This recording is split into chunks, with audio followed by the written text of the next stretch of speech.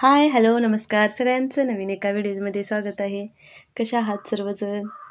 तर आज केरळच्या पद्धतीचं जेवण बनवायला घेतलं होतं. आता बरेच दिवसातून असं बनवलं होतं, कारण कृष्णा म्हणला होता मला मोठा भात खायचा आहे. मोठा भात म्हणतात त्याला.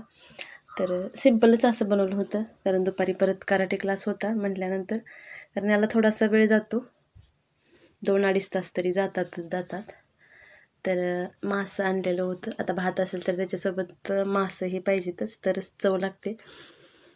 तर असा भात आणि टोमॅटोचीच भाजी बनली होती. याला तकाळी करी म्हणतात. आता प्रांजूला ही खूप जास्त प्रमाणात आवडते.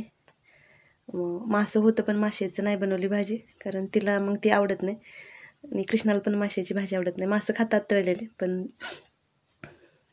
मेन करी त्यांना जास्त आवडत नाही म्हणल्यानंतर मग मी तकाळी करी बनवली होती. तर 4 टोमॅटो घेतले होते कट करून उभे, कांदा एक घेतला होता मीडियम साईजचा, मिरची, कढीपत्ता, हळद, मीठ, लाल तिखट हे असं सर्व मसाले एकत्र करून घ्यायचं आणि त्याच्यामध्ये ते शिजल इतपत पाणी घालायचं आणि शिजायला ठेवून दिलं होतं ना. ती इकडे मी अगोदर भात शिजत ठेवला होता.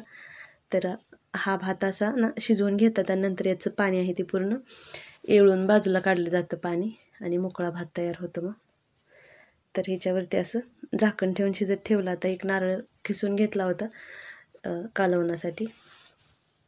तर त्याच्यामध्ये ना खोबरं, हळद आणि थोडंसं जिरं असं घालून वाटण अगदी बारीक अशी पेस्ट करून घ्यायची होती. थोडं थोडं पाणी घालून हे असं वाटून घेतलं आणि मासं पण अगोदर धुवून ठेवलं होतं. आता इकडे कसं मासं धुवून वगैरे देत नाहीत, कट करून पण देत नाहीत. तर मासं धुवून त्याला हळद, मीठ आणि लाल तिखट एवढंच लावलं जातं. आता इकडे भरपूर प्रकारची मासं भेटतात, तर मग प्रत्येक माशाची प्रोसेस थोडीशी वेगवेगळी असते. काही ह्याला आलं लसूणची पेस्ट लावतात, काही माशांना ना फिश मसाला लावला जातो. पण हे जे मासे आहेत ना त्याला फक्त हळद, मीठ आणि लाल तिखट. याचं नाव थोडंसं वेगळंच आहे. याला इकडे आयला असं मासा म्हणतात, त्याचं नाव ते आहे. तर अगोदर मुलांच्याला थोडंसं तिखट मी कमी लावते, कारण मुलं एवढे तिखट खात नाहीत, आणि नंतर मग बाकी माशांना मग थोडंसं जास्त लावते. तरी खोबरेल तेलामध्ये आता इकडचं काही जेवण बनवलं तर ते खोबरेल तेलामध्येच बनलं जातं, तरच त्याला टेस्टही तशीच येते. आपल्या तेलामध्ये बनवलं तर तशी टेस्ट येत नाही, त्यामुळं मग खोबरेल तेलामध्येच बनवते. तर हे बारीक गॅसवरती दोन्ही बाजूनी क्रिस्पी होईपर्यंत असं तळून घ्यायचं. आता इकडे कसं ते समुद्रातलं मासं असतात का माहीत नाही, पण ना चव खूप छान लागते माशांना. तर मग हे एक बॅच माझी तळून झाली होती, तर मग मी ती साईडला काढली आणि मग नंतर दुसरी बॅच मी तळायला ठेवली. इकडे कसं भरपूर प्रकारचे ना असे मासे आहेत, तर खूप म्हणजे चवीला पण छान लागतात आणि जास्त प्रमाणात छोट्या साईजचे मासे आहेत ना तेच खाल्ले जातात, कारण त्याला जास्त चव लागते. माशाची साईज मोठी जास्त झाली की ते मासा जास्त खात नाही तिकडे, पण इकडचे लोक रोज असं खातात, थोडा थोडा का म्हणा त्यांच्या भातासोबत ना, म्हणजे रोज खाल्ला जातो जेवणात मासा.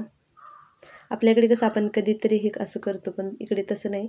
काहीतरी म्हणजे त्यांच्या जेवणामध्ये कसं भातच असतो म्हटल्यानंतर त्याच्यासोबत भाज्या 1-2 एक्स्ट्रा असतात आणि चिकन किंवा मासं किंवा मग ऑमलेट असं काहीतरी भातासोबत असेल तरच मग तो भात पण मग चवीला लागतो.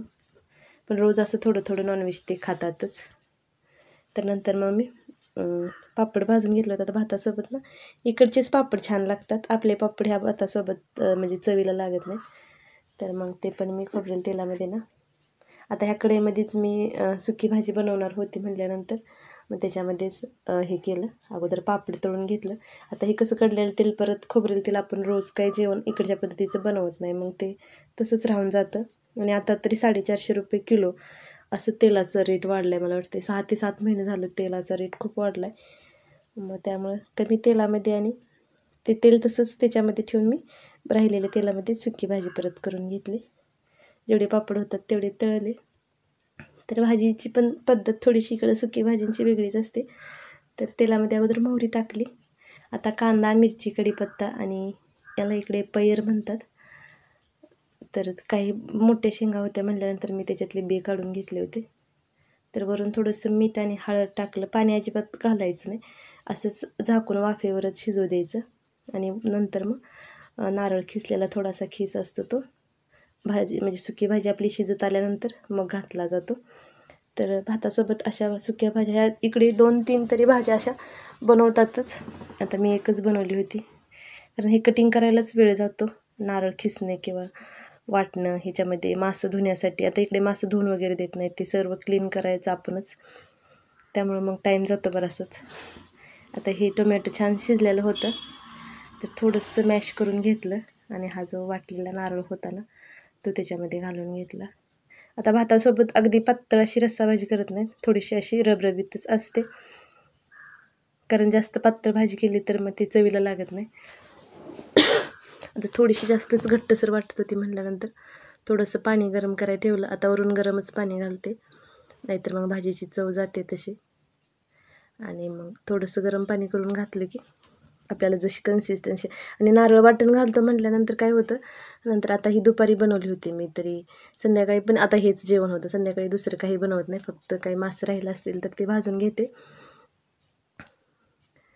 तर नंतर आणखी ते जास्त ना घट्टसर होतं, त्यामुळं मग आता थोडंसं पातळ केलं होतं. आता वरून त्याला ना मोहरी, मेथी, कढीपत्ता, लाल मिरची असेल तर ती अशी फोडणी घालतात. तर इकडच्या मला वाटते सर्रास भाज्या ना अशाच बनल्या जातात. म्हणजे आता मला येतात जेवढ्या माहितीत तर तेवढ्या तरी मी बघते. ते असंच हे अगोदर सर्व असं शिजवून घ्यायचं आणि वरून फोडणी घालायची, अशीच प्रोसेस आहे. आणि प्रत्येक भाजीला ओला नारळ वाटून घालायचा.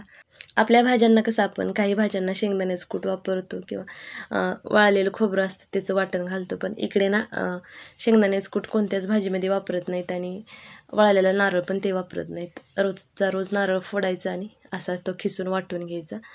आणि प्रत्येक भाजीला ना आणि भातासोबत ना त्याच भाज्या ना चवीला लागतात. आपली भाजी ही त्यांच्या भातासोबत खाल्ली तरी चव लागत नाही त्याला अशी. आणि नंतर आता हे पण शिजले होती सुकी भाजी, तर त्याच्यामध्ये पण नंतर शिजल्यानंतर खोबरं खिसून घेतलेलं घातलं आणि परत एक वाफ काढून घेतली. तर नंतर मुलांना कराटेवरून आल्यानंतर भूक लागलेली होती म्हटल्यानंतर मग ही केळी घेतली होती 2. तर याच केळीपासून जी केरळाची फेमस चिप्स आहे ना ती बनते. तर याच्यामध्ये काय केलं, थोडंसं असं काप करून घेतलं आणि थोडंसं तूप घालून दोन्ही बाजूनी ना अशा खरपूस होईपर्यंत भाजून घेतल्या. खूप छान लागतात. आता ही केळी शिजवून खाल्ली जाते, भाजून खाल्ली जाते, ह्याच्या भरपूर रेसिपी आहेत.